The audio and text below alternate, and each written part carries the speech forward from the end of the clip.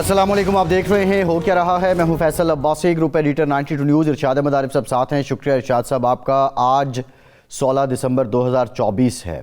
16 दिसंबर 2014 को अमन के दुश्मनों ने पेशावर के APS पर हमला किया, जिसके नतीजे में 122 तलबा समेत 147 लोग शहीद हुए।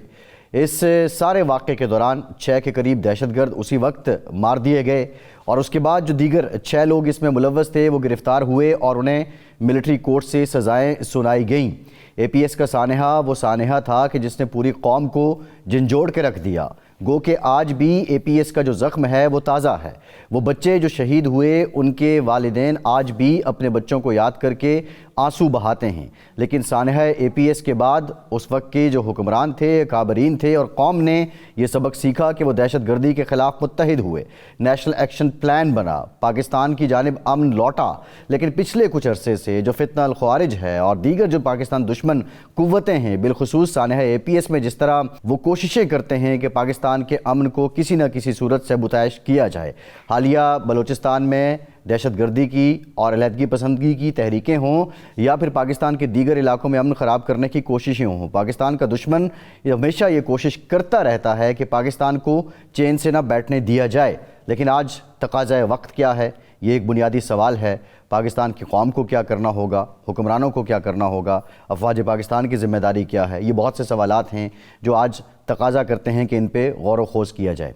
16 दिसंबर पाकिस्तान के लिए इसलिए भी दर्दनाक है, ये तारीख़ी एतबार से इसलिए भी अफसोसनाक है कि 16 दिसंबर 1971 को मशरक़ी पाकिस्तान मगरबी पाकिस्तान से जुदा हो गया था और बांग्लादेश बना था। उस वक्त भी साजिश थी, जिस तरह फ़ायदा उठाया और बांग्लादेश जिस तरह अलहदा हुआ, वो भी तारीख़ में सारे वाक़यात महफूज हैं। ये तारीख़ हमें क्या सिखलाती है, ये भी एक सवाल है। हमें उससे क्या सीखना चाहिए, आज के प्रोग्राम में इस पर भी बात करेंगे। दूसरी जानिब पाकिस्तान के अंदर मौजूदा हालात की बात की जाए तो सियासी महाजराई, सियासियत में इस्तेहकाम, सियासी रस्साकशी जारी है। हुकूमत और अपोजिशन के बीच नहीं बनती है। पाकिस्तान तहरीक इंसाफ ने मुज़ाकरात के लिए कमेटी बनाई, हुकूमत की तरफ से अभी तक उससे मुताल्लिक कोई वाज़े ज़िम्मेदाराना बयान सामने नहीं आया है कि आया मुज़ाकरात होंगे या नहीं होंगे। दूसरी जानिब पाकिस्तान तहरीक इंसाफ सिविल नाफरमानी का कार्ड खेल रही है। वो सिविल नाफरमानी जो 14 दिसंबर को शुरू होनी थी अभी तक शुरू नहीं हो सकी है। पाकिस्तान तहरीक इंसाफ एक जानिब सिविल नाफरमानी, दूसरी जानिब मुज़ाकरात, ये तर्ज़ अमल क्या है? क्या जमहूरी मुआशरों में ऐसे होता है? अगर होता है तो फिर हुकूमत इसको रिस्पॉन्ड क्यों नहीं कर रही? एक अच्छी खबर आज ही आई कि स्टेट बैंक ऑफ पाकिस्तान ने शरह सूद को 2% कम कर दिया है और अब शरह सूद 13% है। तवक्को की जा रही है कि कारोबार सनत उनको मज़ीद फ़रोग़ मिलेगा। रऊफ़ हसन साहब पाकिस्तान तहरीक इंसाफ के सीनियर रहनुमा हैं, तर्जुमान भी हैं, हमें ज्वाइन कर रहे हैं। बहुत शुक्रिया रऊफ़ साहब आपका, आपसे गुफ्तगू करेंगे। इरशाद साहब, 2 वाक़यात का मैंने जिक्र किया, दोनों का दर्द अपना है और तारीख़ी एतबार से दोनों के जो मुहर्रिकात अवामिल वो अंदोहनाक ही हैं। आज तकाज़ा वक्त क्या है? देखें, जो चीज़ हमें सानहा मशरक़ी पाकिस्तान और सानहा APS में हमारे लिए सबक है, वो तो ये है कि जब 1971 से पहले जो पाकिस्तान में सूरत हाल थी, जो हमारी लीडरशिप थी सियासी, वो बाहमी लड़ाइयों में थी, शरीक थी। मशरक़ी पाकिस्तान की लीडरशिप और मगरबी पाकिस्तान की लीडरशिप बाहम दस्तों गिरेबान थी। मगरबी पाकिस्तान की लीडरशिप आपस में लड़ रही थी। फ़र्द वाहिद की हुक्मरानी जो एक 10 साल जनाब अयूब ख़ान साहब ने मसाइल पैदा किए थे, अगला जो फ़र्द वाहिद था वो भी उन मसाइल को बढ़ा रहा था, कम नहीं कर रहा था। सियासी लड़ाई झगड़े के अलावा इक़्तिदार की हवस थी और उसके बाद नाक़वत अंदेशी थी हुक्मरानों की, जिसकी वजह से वो एक सानहा दरपेश हुआ। लेकिन उसमें एक अहम किरदार जो था वो भारत का था, जिसने उसमें मुदाखलत की। दिलचस्प बात यह है कि आज वो बांग्लादेश जो जिसकी अलहदगी पर या हमारी शिकस्त पर इंदिरा गांधी ने ये कहा था कि हमने 2 कौमी नज़रिया को खलीज बंगाल में दफना दिया है, गर्क कर दिया है। आज वहाँ नारे जो लग रहे हैं वो भारत के ख़िलाफ़ लग रहे हैं, دو قومی نظریہ کے حق میں لگ رہے ہیں، تیرا میرا رشتہ کیا، لا الہ الا اللہ کے نعرے لگ رہے ہیں، وہاں اس جو انڈیا کا نیریٹو تھا اس کو جھٹلا دیا ہے بنگالی قوم نے. مجیب الرحمان کے لیکن مجسموں کو ہم لاتے نے ماری کیا جا رہی سبق سیکھا، یہ ایک سوالیہ نشان ہے ہے. کہ وہاں کے بنگالی عوام نے تو 50 سال کے بعد بھی سبق اپنی محبت کا اظہار سیکھا، کیا. سبق سیکھا اور کہا کہ وہ جو کچھ ہوا وہ درست نہیں ہوا اور ہم واپس پلٹ رہے ہیں اس سوچ کی طرف جو دو قومی کی. لیکن ہم نے کیا سیکھا، یہ ایک سوالیہ نشان ہے. اے پی ایس میں جو کچھ ہوا اس میں بھی جو اس کے بعد ہم نے فوری طور پر تو ریئیکٹ کیا کہ ہم متحد ہو گئے، لیکن وہ ایک تھوڑے عرصے کے لیے اتحاد تھا. وہ جو نیشنل ایکشن پلان تھا، کہا یہ جاتا ہے کہ اس میں سے 12 یا 13 جو شک ہیں ان پر عمل ہی نہیں ہوا. یعنی آج بھی نیشنل ایکشن پلان ہی کے ایک سلسلے کی کڑی مدارس کی رجسٹریشن اور یہ بالکل اس وقت ایک نظام تعلیم اور یہ سارے جو تھا وہ آج بھی ہم جگڑ رہے ہیں اسی پہ. فاٹا کے انضمام پہ جگڑ رہے ہیں. انضمام جو ہے وہ ہو گیا، اس کے باوجود ہم جگڑ رہے ہیں، ہمارے یہاں اختلاف رائے موجود ہے، اور چیزیں جو ہیں یکسوئی ہمارے اندر نہیں ہے کہ دہشت گردی کے ختم کرنے کے لیے کیا کرنا ہے. بالکل صحیح. لیکن یہ ساری باتیں جو ہیں یہ اب قصہ ماضی ہیں، ہمیں اس سے سبق بھی حاصل کرنا چاہیے. اس وقت جو باہمی لڑائی جھگڑا ہے سیاستدانوں کا اور سیاسی جماعتوں کا، میرے خیال اس پہ رؤوف حسن صاحب سے ہیں کہ یہ سول نافرمانی کی تحریک کا آپ نے اعلان کیا تھا، آج سے وہ شروع ہونی تھی، 14 تاریخ جو ہمیں دی گئی تھی. تو کیا جناب محمود اجگزئی صاحب کا مشورہ آپ نے مان لیا کہ فی الحال اس کو کریں مؤخر اور مذاکرات کریں، اور کیا مذاکرات کی بیل منڈے چڑھتی نظر آ رہی ہے رؤوف حسن صاحب؟ تھینک یو عارف صاحب. دیکھیں، مذاکرات کا کارڈ جو ہے وہ تو ٹیبل پہ موجود ہے. اب یہ حکومت کے کورٹ میں پڑا ہوا ہے اور میرا خیال ہے 6-7 دن سے انہوں نے کوئی ڈیفینیٹو جواب نہیں دیا، وچ از ویری انفارچونیٹ، کیونکہ آپ نے ابھی دو افسانوں کا ذکر کیا ہے اور ایسا لگتا ہے جیسے کہ ہم نے دونوں سے کوئی سبق نہیں سیکھا in terms of internal unity, اور ہم ابھی تک آپس کی لڑائیوں میں الجھے ہوئے ہیں اور معاملات جو ہیں وہ وہیں کے وہیں ہیں، یا شاید اس سے بھی زیادہ گمبھیر ہو چکے ہوئے ہیں اس وقت. اور یہ بڑے سینسٹیو معاملات ہیں تو میں زیادہ اس کے اوپر بات نہیں کروں گا. لیکن جہاں تک مذاکرات کی بات ہے وہ 14 کو تھا پہلے، لیکن اس کے بعد خان صاحب نے کہا تھا کہ اس کو 16 تک ہم پوسٹ پون کرتے ہیں. اور ان دا مین وائل جو کمیٹی انہوں نے بنائی تھی 5 ممبرز کی، جس کو بعد میں 2 اور ممبرز کی شمولیت سے 7 ممبرز ہو گئے، اس میں وہ مذاکرات کرنے کی کوشش کرے گی اور اس بات کی بھی کوشش کرے گی کہ معاملات جو ہیں وہ حل کی طرف جائیں. لیکن جیسا کہ میں نے پہلے عرض کیا ہے کہ اب 6-7 دن ہو گئے ہیں لیکن ابھی حکومت کی طرف سے کوئی ڈیفینیٹو جواب نہیں آیا. آج علی امین گنڈاپور صاحب جو ہیں وہ گئے تھے خان صاحب کو ملنے اڈیالہ، لیکن ان کو کافی دیر انتظار کرنے کے باوجود ملاقات کی اجازت نہیں ملی. اب چونکہ فائنل جو فیصلہ کرنا تھا اس سلسلے میں وہ خان صاحب نے ہی کرنا تھا، تو اب وہ کل کوشش کریں گے یا پرسوں کوشش کریں گے. تو جب تک کچھ اور ٹائم جو ہے وہ مذاکرات کو مل جائے گا شروع ہونے میں، اگر ایک دفعہ شروع ہو جاتے ہیں تو میں فیل کرتا ہوں کہ ان کو آگے لے جانے میں کوئی اتنی زیادہ دکت جو ہے وہ پیش نہیں آنی چاہیے. اچھا رؤوف صاحب، یہ پھر میں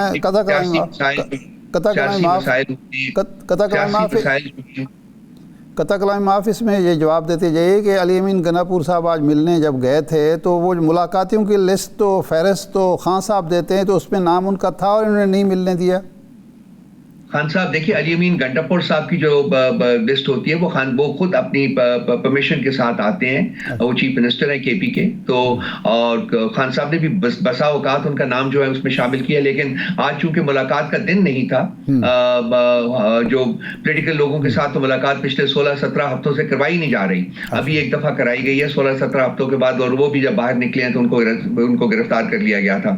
تو علی امین گنڈاپور صاحب کا انتظام جو خان صاحب سے ملنے کا ہوتا ہے وہ اپنا ہوتا ہے، اور لیکن آج ان کو ملاقات کی اجازت نہیں دی گئی.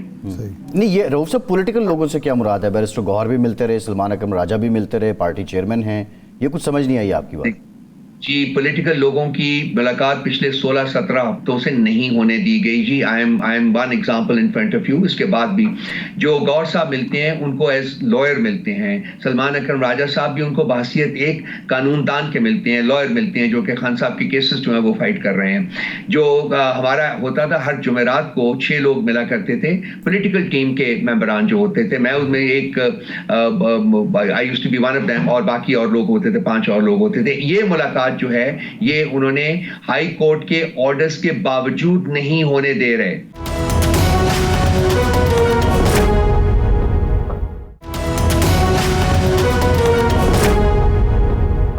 اب یہ 16-17 ہفتوں کے بعد یہ لاسٹ جمعرات کو ملاقات کرنے کی اجازت دی تھی.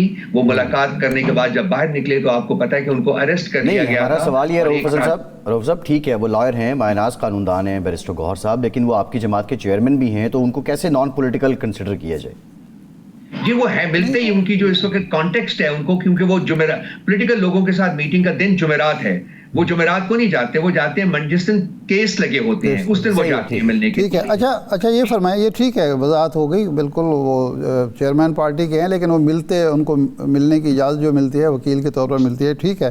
اچھا یہ فرمائیں کہ اب حکومت ٹال مٹول کیوں کر رہی ہے؟ پہلے تو وزیر اعظم بھی کہتے تھے, وزراء بھی کہتے تھے آئیں جی مذاکرات کی میز پر بیٹھیں, آئیں مذاکرات کی میز پر بیٹھیں. کیا یہ جو 24, 25, 26 کے واقعات کے بعد حکومت یہ سمجھتی ہے کہ ہم نے اسٹریٹ پاور کو دبا لی ہے, اب مذاکرات کی ضرورت نہیں ہے, یا کوئی اور وجہ ہے؟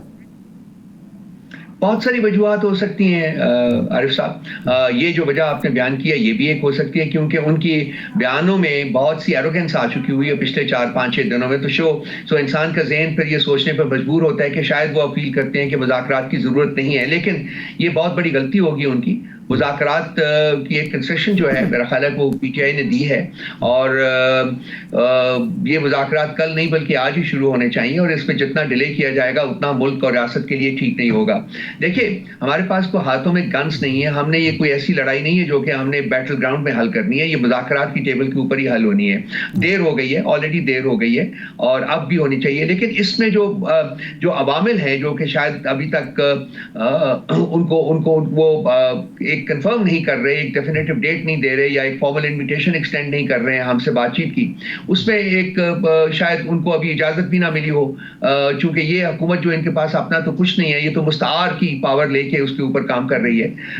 تو وہ بھی ایک فیکٹر ہو سکتا ہے. اور بھی عوامل ہو سکتے ہیں, کیونکہ ان کے اندر کی جو ڈویژن ہے اس وقت وہ بھی سب کے سامنے آیا ہے, نمایاں ہے. آپ کو پتا پیپلز پارٹی کے ساتھ پرابلمس ہیں, JUIF کے ساتھ پرابلمس ہیں, MQMP کے ساتھ پرابلمس ہیں. تو یہ جو انٹرنل ڈویژن ہے could be something جو کہ جس کے اوپر شاید ان کی توجہ مرکوز ہے, اور اس طرف وہ اتنی توجہ نہیں دے جا رہے. لیکن ایک بہت بڑی غلطی ہے, ان کو چاہیے کہ جی اس طرف جو پرائیورٹی اٹینشن دیں, اور جتنی جلدی ہو سکے, جتنی جلدی ممکن ہو سکے یہ مذاکرات جو ہے ان کا آغاز ہونا چاہیے. اچھا پارٹی کی سطح پر ظاہر ہے آپ کی پولیٹیکل کمیٹی بھی ہے, کور کمیٹی بھی ہے, وہاں کچھ طے ہوا ہے کہ خان صاحب سے جب ملاقات کی جائے گی تو کتنا ٹائم لیا جائے گا کہ جی اتنے دن تک ہم انتظار کریں گے حکومت کی طرف سے کسی کمیٹی کی تشکیل کا, یا مذاکرات کی باقاعدہ دعوت کا, یا مذاکرات شروع کرنے کا, اور اس کے بعد ہم پھر سول نافرمانی کی طرف جائیں گے, یا ابھی تک آپ نے بھی کچھ نہیں طے کیا؟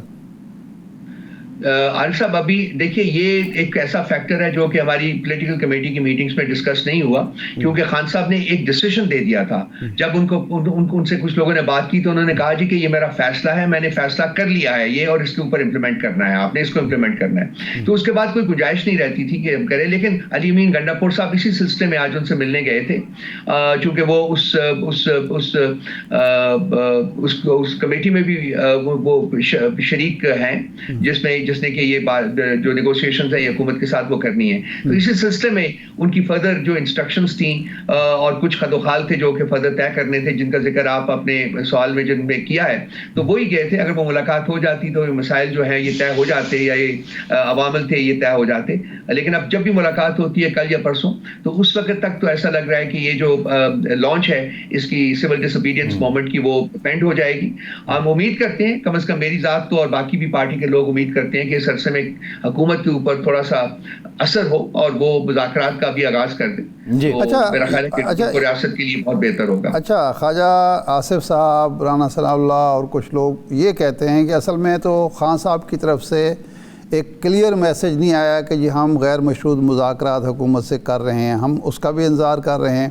دوسرا یہ ہے کہ گوہر علی خان صاحب کچھ کہتے ہیں، اس کے بعد علیمہ خان صاحبہ کچھ کہہ دیتی ہیں، علی امین گنڈا پور کہتے ہیں جی ہم تو اگلی دفعہ ہتھیار لے کے آئیں گے. وہ کہتے ہیں کہ جی ابھی تک پارٹی کے اندر نہ سنجیدگی ہے نہ اتحاد فکر ہے. ہم مذاکرات کریں تو ہمیں پتہ ہونا چاہیے کہ ایک تو یہ جو کمیٹی ہے یہ بااختیار کمیٹی ہے، خود فیصلہ کرنے کی حالیت رکھتی ہے. دوسرا یہ ہے کہ ان کی شرائط کا یہ علم ہونا چاہیے کہ غیر مشروط مذاکرات کرنا چاہیے. یہ ہے کہ ان کے پاس خان صاحب کا کلیئر مینڈیٹ ہے کہ جو فیصلے ہوں گے ان کو خان صاحب بھی مانیں گے اور کمیٹی بھی مانے گی. کیونکہ ماضی کا تجربہ وہ کہتے ہیں پچھلے سال مئی میں جب مذاکرات تھے تو سارے کامیابی کے قریب پہنچ کے خان صاحب نے سبوٹاج کر دیے تھے. نہیں عارف صاحب، اتنا سمپل نہیں ہے مسئلہ کہ خان صاحب نے سبوٹاج کیے تھے. خان صاحب کو میں بہت اچھی طرح بہت قریب سے جانتا ہوں. وہ امن کو سبوٹاج کبھی نہیں کریں گے. Basically is a man of پیس.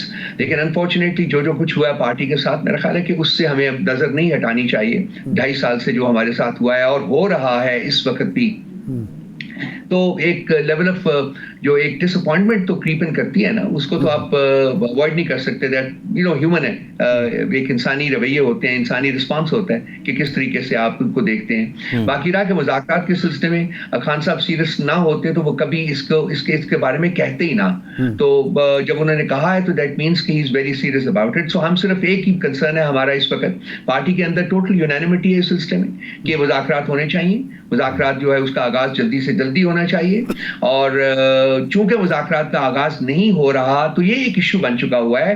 اور اسی لیے آج امین گنڈا پور صاحب نے خان صاحب سے ملاقات کرنی تھی تاکہ جو مستقبل ہے اس کا لائحہ عمل جو ہے وہ طے کیا جا سکے. انفارچونیٹلی بدقسمتی سے وہ ملاقات نہ ہونے کی وجہ سے وہ ابھی لائحہ عمل طے نہیں ہو سکا، تو وہ پینڈ ہو گیا 1 یا 2 دن اور جب تک کہ ان کی ملاقات نہیں ہوتی. اچھا رؤوف صاحب، یہ فرمائیں کہ یہ جو آپ نے بات کی بالکل ٹھیک ہے، امید لگانی بھی نہیں چاہیے کسی اس ملک سے جو پاکستان کے معاملات میں مداخلت کے حوالے سے بدنام بھی ہے.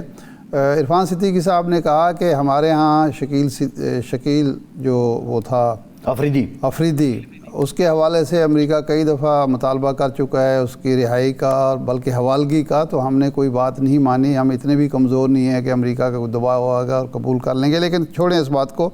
یہ فرمائیں کہ بینکوں کی شرح سود میں مزید آج 2% کمی ہو گئی ہے. مہنگائی کی شرح 38 سے کم ہو کے 5% پہ آ چکی ہے.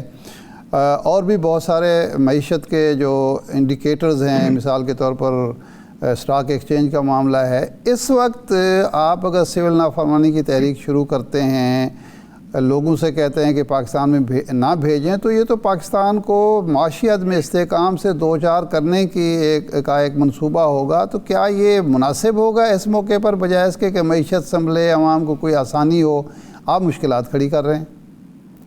دیکھیے اگر آپ جینوئن قسم کے معیشت دانوں سے بات کرتے ہیں تو وہ یہ پکچر پینٹ نہیں کرتے جو کہ آپ نے پینٹ کی ہے. وہ ایک پاکستان کی معیشت کا کھوکھلا پن جو ہے اس کے بارے میں بہت کچھ ہمیں بتاتے ہیں. ابھی recently excuse me world bank نے $500 بلین کا جو لون تھا وہ کینسل کر دیا ہے کیونکہ پاکستان دے فیل کہ انہوں نے اس سے جو شرائط جڑی تھی وہ پوری نہیں کی. اس کے علاوہ آئی ایم ایف کے ساتھ بھی پرابلمس ہوئے ہیں کیونکہ یہ گراؤنڈ کے اوپر انہوں نے جو پرومسز کیے تھے، جو کمٹمنٹس کی تھی، ان کو پورے نہیں کر رہے. اسٹاک ایکسچینج جو ہے وہ ایک ببل ہوتا ہے ہمیشہ، وہ کسی ملک کی معیشت کو انڈیکیٹ نہیں کرتا. وہ کچھ اور ہی چیزیں ہوتی ہیں اور فیکٹرز ہوتے ہیں جو میرا خیال ہے کہ ہم ان ساروں میں اس وقت نہیں جا سکیں گے. اکنامک اسٹیبلٹی کے لیے بہت ضروری ہے، سسٹینیبل اکنامک اسٹیبلٹی کے لیے بہت ضروری ہے کہ ملک میں پولیٹیکل اسٹیبلٹی آئے. اور پولیٹیکل سٹیبلٹی جو ہے وہ پاسبل نہیں ہے جب تک کہ پی ٹی آئی کو آن بورڈ نہ لیا جائے، پی ٹی آئی کے ساتھ مذاکرات کر کے کوئی نہ کوئی سیٹلمنٹ نہ کی جائے، جب تک کہ یہ جو سیاسی اسیران ہیں ان کو رہا نہ کیا جائے، عمران خان صاحب کو رہا نہ کیا جائے، اور جو جینون ہمارے ڈیموکریٹک ڈیمانڈز ہیں آئین اور قانون کے مطابق، ان کے اوپر کوئی انیشیٹو نہ لیا جائے، ان کو آگے نہ بڑھایا جائے. اس طریقے سے پولیٹیکل سٹیبلٹی آئے گی اور اس کے ساتھ اکنامک سٹیبلٹی آئے گی، ایسی اکنامک سٹیبلٹی جو کہ سسٹینیبل بھی ہو. اس وقت ایک ببل ہے, یہ صرف ایک ببل ہے جو کسی بھی وقت برسٹ کر سکتا ہے, اور ہم کمزور سے کمزور تر ہو رہے ہیں. ہم پاورفل نہیں ہو رہے ہیں, ہم کمزور ہو رہے ہیں. اور امریکہ اور پاکستان کو کمپیئر نہ کریں, بیکاز پاکستان اکنامک کیپٹیو ہے اس وقت دنیا کی ہاتھ میں. اس میں ممالک بھی ہیں اور اس میں انٹرنیشنل انسٹیٹیوشنز بھی ہیں. آئی کال اٹ اکنامکلی کیپٹیو. یہ مفقود ہے, یہ ایک انٹرنیشنل انسٹیٹیوشنز کے ہاتھ میں مفقود ہے. وہ جس وقت چاہیں اس کے اوپر پریشر بڑھا سکتے ہیں, جس طرف اس کو چاہیں موڑ سکتے ہیں. تو یہ اکنامک سٹیبلٹی کے انڈیکیٹرز نہیں ہے میرے بھائی. سسٹینیبل اکنامک سٹیبلٹی کے جو ہے وہ صرف اور صرف پولیٹیکل سٹیبلٹی کے ساتھ آئے گی, اور وہ پاکستان میں موجود اس وقت نہیں ہے انفارچونیٹلی. نہیں رؤف صاحب, بریف کمنٹ کر دیں, سول نافرمانی کیسے پازیٹیولی کنٹریبیوٹ کرے گی پولیٹیکل سٹیبلٹی میں اور اکنامک سٹیبلٹی میں؟ جب اس کے بارے میں فیصلہ ہوگا میرے بھائی تو اس وقت ہم کریں گے, کیونکہ ہم آبویسلی ہم لوگوں نے اپنی پولیٹیکل سٹرگل تو جاری رکھنی ہے نا. ہمارے ساتھ جو ہو رہا ہے اس کے اوپر تو آپ نظر دوڑائیں نا. 500 دن جیسا کہ میں نے عرض کیا ہے کہ آج خان صاحب کو جیل میں ہو چکے ہوئے ہیں, کیا وہ ڈیزرو کرتے ہیں جیل میں رہنا ایک دن بھی؟ کیا گناہ کیا انہوں نے, کیا جرم کیا انہوں نے جس کی سزا کاٹ رہے ہیں وہ صرف اس لیے کہ ایک اصولی فیصلہ کیا انہوں نے اس ملک اور اس قوم کے لیے اور کھڑے ہیں؟ تو یہ چیزیں تو نا آپ کریں. اب آبویسلی ہم اپنی پولیٹیکل سٹرگل تو نہیں ختم کر سکتے نا. جی صحیح ہے, ٹھیک ہے. بہت شکریہ رؤف حسن صاحب, آپ کے وقت کا, آپ ہمارے ساتھ موجود. ایک کے بعد واپس آتے ہیں, ہمارے ساتھ رہیے. Thank you.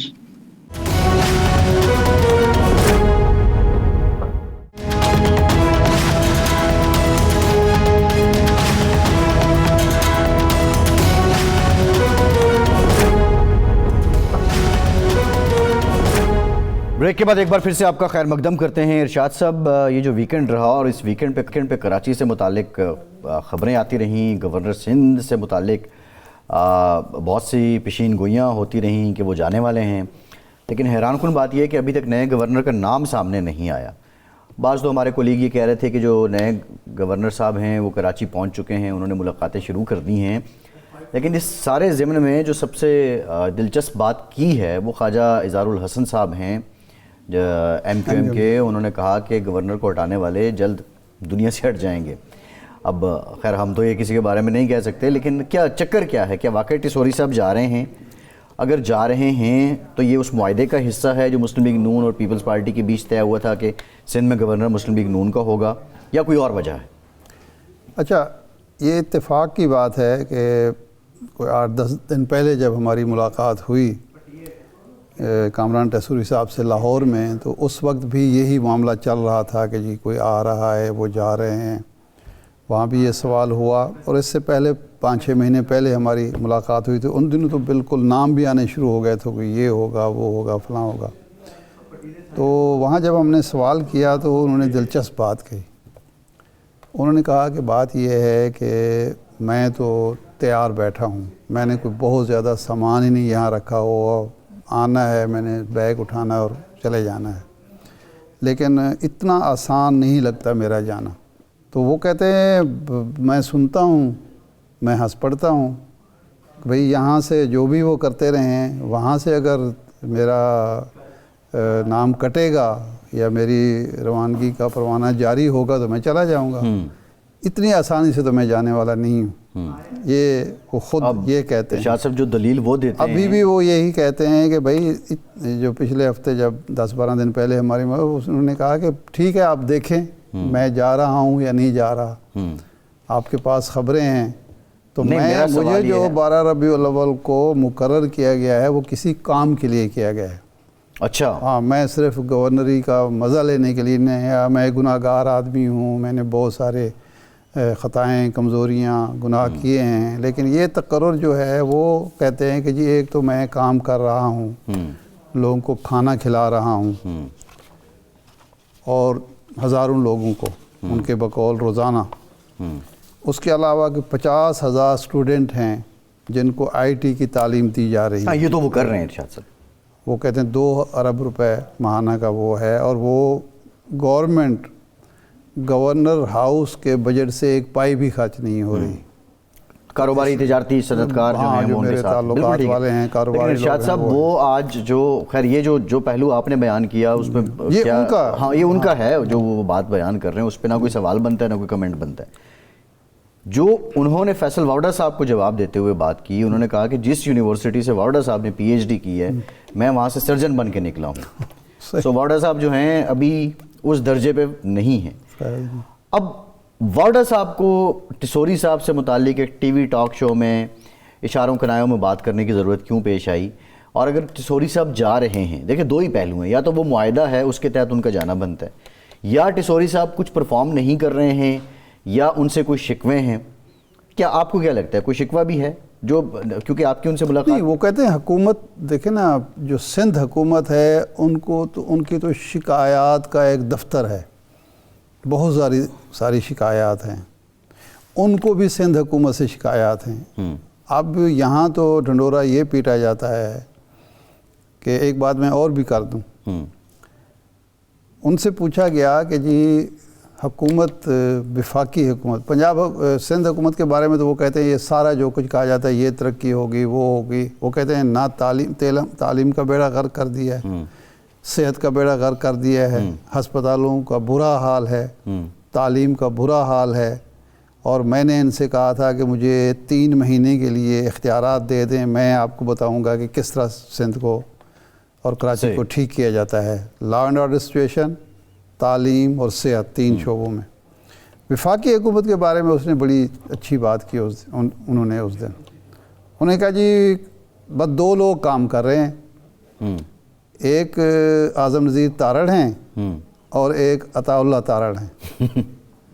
یہ 2 لوگ تو میں مانتا ہوں. تو میں نے ان سے پوچھا کہ یہ کیا ان کا کام ہے؟ کہتے ہیں ان کو چونکہ بولنا پڑتا ہے وہ بولتے رہتے ہیں، باقیوں کو کچھ کرنا پڑتا ہے تو وہ کرنے والا کام تو ہے نہیں. باقی اعظم نذیر تارڑ صاحب جو قانون کے شعبے میں قانون سازی میں ہے، وہ یہ ہے کہ جو قانون منظور کرتے ہیں 10 دن کے بعد پتہ چلتا ہے وہ واپس لینا پڑے گا یا اس میں تبدیلی کرنی پڑے گی کیونکہ ناقص ہو گیا ہے.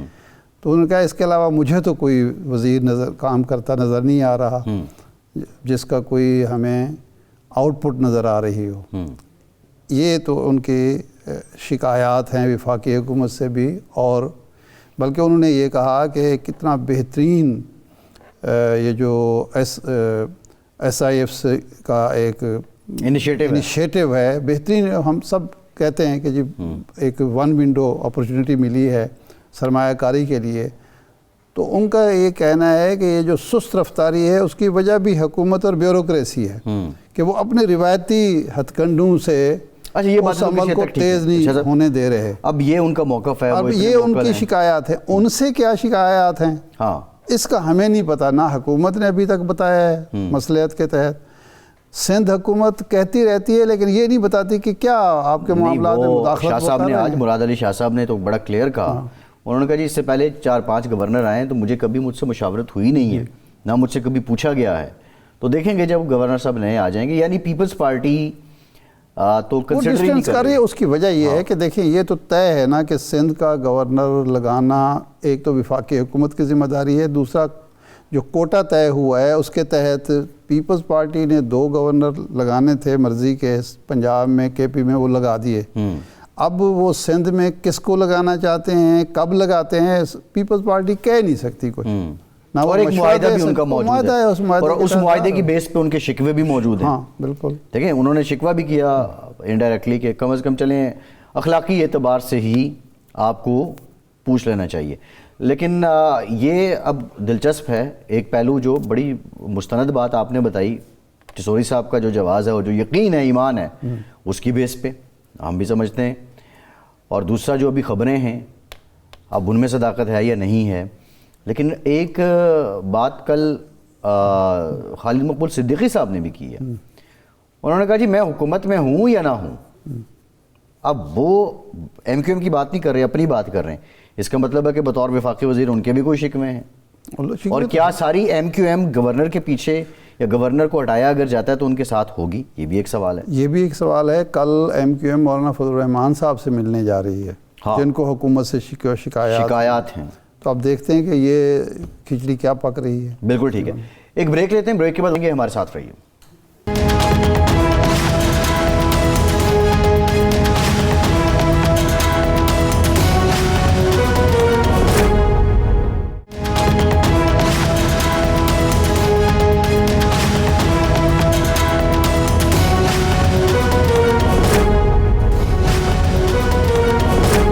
بریک کے بعد ایک بار پھر سے آپ کو خوش آمدید کہیں گے ارشاد صاحب. اکنامک انڈیکیٹرز کی ہم نے پہلے بھی بات کی تھی. اسٹیٹ بینک کی جانب سے آج بتایا گیا کہ شرح سود 2% مزید کم کر دی گئی ہے, 13% ہو گئی ہے. اوورال اکانومی کی زبان میں دیکھیں تو خوش آئند ہے, کاروبار بڑھے گا, شرح سود کم ہو. معیشت کے بارے میں حکومت کہتی ہے کہ وہ 4.98% ہے, 5% سے بھی کم ہے. مہنگائی کے بارے میں اب بنیادی سوال یہ ہے کہ ریفلیکشن اس کی پبلک میں کتنی ہے, کیونکہ آپ بھی جاتے ہیں بازار سے خرید و فروخت کرتے ہوں گے, ہر کوئی جاتا ہے. تو کیا جو معاشی اعداد و شمار ہیں جو بائی بک یا بائی گورنمنٹ ہمارے پاس آ رہے ہیں یا بائی ادر رپورٹنگ مینز آ رہے ہیں, ان کا عکس عوام میں بھی نظر آ رہا ہے؟ مشتاق یوسفی صاحب کا ایک مشہور جملہ ہے. انہوں نے کہا کہ ایک ہوتا ہے جھوٹ, اس کے بعد ہوتا ہے سفید جھوٹ, اور اس سے اوپر کے درجے کی چیز ہے وہ ہے اعداد و شمار. آپ بھی مارکیٹ جاتے ہیں, ہم بھی جاتے ہیں. یہ بات تو درست ہے کہ اب ایک سٹیبل ہے معاملات. اب جو مہنگائی جس طرح پچھلے سال بڑھ رہی تھی, 22 میں شروع ہوئی تھی اور 23 میں بڑھتی چلی جا رہی تھی, وہ رک گیا ہے. لیکن یہ حکومت کی یا ہماری انتظامیہ کی ناکامی ہے کہ جو اعداد و شمار جو کچھ بتا رہے ہیں اس کے مطابق عام آدمی اس کو فیل نہیں کر رہا. کہ اس کو چیزیں جو ہیں, یعنی 38% سے 5% کا مطلب یہ ہے کہ جو چیز 10 روپے کی مل رہی تھی وہ تو اب اس کو 6 روپے کی ملنی چاہیے. 33% کمی ہوگی نا. تو اگر وہ 10 کی مل رہی ہے تو اس میں تو خوشی والی بات نہیں ہے. تو اس کا مطلب ہے کہیں نہ کوئی گڑبڑ ہو رہی ہے. اور دوسری چیز یہ ہے کہ اگر آپ کے افراط زر جو ہے وہ 5.4 پر آ چکی ہے تو پھر شرح سود بھی آپ 6% پر لے آئیں نا. اس کے مطابق شرح سود ہوتی ہے, وہ آپ 13% پہ کیوں رکھ رہے ہیں؟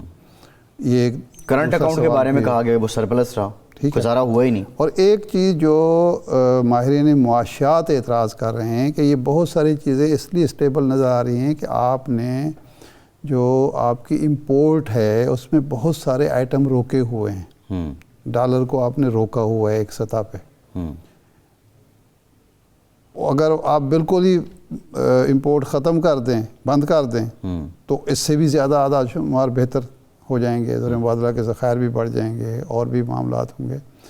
تو اس لیے حکومت کو اب کوشش یہ کرنی چاہیے, اس کو جدوجہد ہے, نیت ہے, اس پر کوئی شک نہیں ہے, لیکن اس کو کرنی چاہیے کہ عام آدمی کو اس کے فوائد نظر آنے. بالکل ٹھیک ہے ارشاد صاحب. قمر زمان قاہرہ صاحب نے ہمیں جوائن کیا ہے, پاکستان پیپلز پارٹی کے سینئر رہنما ہیں. قاہرہ صاحب شکریہ آپ کا. قاہرہ صاحب یہ بتائیے کہ آپ سے ایک بیان منسوب ہے کہ آپ نے کہا کہ مذاکرات تب ہوں گے جب پی ٹی آئی اس کے لیے سنجیدہ ہوگی. پی ٹی آئی آج کافی دن ہو گئے ہیں کمیٹی بنا کے بیٹھے ہوئے ہیں, پہلے 5 ممبر تھے, اب 7 کر دیے اس کمیٹی کے, لیکن حکومت کے اینڈ سے کسی قسم کی کوئی تصدیق نہیں کی گئی کہ ہم بات کریں گے یا نہیں کریں گے. تو کس نوعیت کی سنجیدگی چاہیے پی ٹی آئی سے؟ نوعیت تو بڑی سمپل ہے جی. پہلی بات تو یہ ہے کہ سیاست میں ٹائمنگ بڑا میٹر کرتی ہے. پہلے 9 مئی اور اس کے بعد 26 نومبر, اس نے پاکستانی سیاست میں بہت سارے بھونچال بپا کیے. لیکن بہرحال اگر مذاکرات کے عمل کی پیشکش ہوئی ہے یا انہوں نے کہا ہے کہ ہم مذاکرات کرنے کو تیار ہیں, تو اس کو اپرچونٹی کے طور پر گورنمنٹ کو لینا چاہیے. لیکن ایک حیران کن بات ابھی بھی ہے. بیرسٹر گوہر صاحب نے فرمایا کہ ہم نے مذاکراتی کمیٹی بنا دی ہے اور مذاکرات کے لیے ہم تیار ہیں, اور انہوں نے بڑی خوشائند بات کہی کہ مذاکرات شرائط کے ساتھ نہیں ہوتے, انکنڈیشنل مذاکرات ہونے چاہیے. یہ بڑی اچھی خوشائند بات تھی. لیکن اگلے دن جب جو بیرسٹر علی ظفر صاحب ہیں وہ جیل میں خان صاحب سے مل کے نکلتے ہیں تو وہ اس سے بالکل متصادم بات کہہ رہے ہوتے ہیں, تو اس نے ایک اور کنفیوژن کریٹ کر دیا. کیا جائے, یہی پی ٹی آئی کا المیہ ہے کہ ان کی ایک سیٹ آف سوسائٹی, ایک سیٹ آف لیڈر ایک بات کرتا ہے, دوسرا سیٹ آف لیڈر دوسری بات کرتا ہے. خان صاحب کی طرف سے بیرسٹر گوہر صاحب گئے, بیرسٹر سیف صاحب گئے, مل کے آئے اور انہوں نے کہا کہ سنجانی میں جلسہ کرو اور مذاکرات کرو. دوسری طرف بشرا بی بی نے ان کی بات کو اوور رول کرتے ہوئے کہا نہیں ہم نے ڈی چوک جانا ہے, اور 26 نومبر ہو گیا. تو یہ جو واقعات ہے, اس طرح کی جو صورتحال ہے, یہ غیر سنجیدگی کا اظہار کرتی ہے، لیکن اس کو ارشاد صاحب، اب معاملہ یہ ہے کہ ایک تو یہ حکومت اور پی ٹی آئی کا سلسلہ ہے، دوسرا پاکستان پیپلز پارٹی کے شکوے بھی سامنے آ رہے ہیں. مثال کے طور پہ بہت سے فیصلے جو مشروط تھے کہ کونسل آف کامن انٹرسٹ سے منظوری کے بعد ہوں گے، اب کونسل آف کامن اجلاس ہے، شازیہ مری صاحبہ کہتی ہیں کہ 90 روز ہو گئے نہیں بلایا گیا. اور یہ قاہرہ صاحب ٹھیک ہے، یہ تو معاملات اپنی جگہ ہیں جو حکومت اور اپوزیشن کے مذاکرات ہیں، لیکن پاکستان پیپلز پارٹی کے شکوے بھی ہیں. فرمائیں. ارشاد صاحب، آپ فرما رہے تھے کہ گورنمنٹ کو مذاکرات شروع کرنے چاہیے، تو ایسے ہوتا نہیں ہے. اس لیے کہ اگر یہی کلیئر نہیں ہے کہ کس کی بات سنجیدہ ہے، کس کی بات پہ عمل کرنا ہے. نہیں سر، میں نے یہ نہیں کہا کہ میں نے کہا کمیٹی تو بنائے نا، وہ اتمام حجت کے لیے کمیٹی تو بنائے نا. دوسرا یہ ہے کہ سر گورنمنٹ کا ایشو کمیٹی ہے ہی نہیں. گورنمنٹ کا ایشو تو دو تین وزیر بنا دیں گے، وہ چلے جائیں گے. بٹ سوال یہ ہے کہ وہ جو آفر انہوں نے قبول کی ہے، بڑی مہربانی کی، کئی سالوں کی جدوجہد اور گالی گلوچ کے بعد الٹیمیٹلی خان صاحب اس بات پہ آئے. اچھا، لیکن اگلے ہی روز ان کی اس بات کو رد کرتے ہوئے پھر بیرسٹر صاحب نے فرمایا کہ خان صاحب نے کہا ہے کہ پہلے یہ اعتماد سازی کریں، میرے کارکنوں کو چھوڑیں، فلان کریں. یہ شرائط پہلے پھر دوبارہ مسلط کر دی گئی. تو کون سی کمیٹی اور کون سے مذاکرات، پہلے یہ تو کلیئر ہو جائے. تو اس کا مطلب ہے نہ ہی سمجھیں کہ مذاکرات ہوں گے نہیں. آپ ہماری طرف سے نہ سمجھیں، ان کی طرف سے نہ سمجھیں. اچھا صحیح ہے. ہم تو آپ کی طرف سے کہہ نہیں رہے، ہم تو حکومت کی طرف سے کہہ رہے ہیں، کیونکہ آپ تو حکومت نہیں ہے ڈکلیئرڈ. میں کہہ رہا ہوں کہ حکومت کی طرف سے بھی نہیں. اچھا، تو مجھے حیرانگی ہے ارشاد صاحب کہ بات نہ جو نامناسب وہ کر رہے ہیں اور آپ حکومت کی طرف سے نہ کہہ رہے ہیں. بھئی ایک سیٹ کہہ رہا ہے کہ جی مذاکرات کرنے چاہیے انکنڈیشنل، دوسرے صاحب کہہ رہے ہیں مجھے خان صاحب نے کہا ہے یہ میری جماعت کیا کر رہی ہے، ایسا نہیں ہونا چاہیے اور یہ میری شرائط مانے پھر بات کریں. جی صحیح، تو میں کس کی بات سنوں گا؟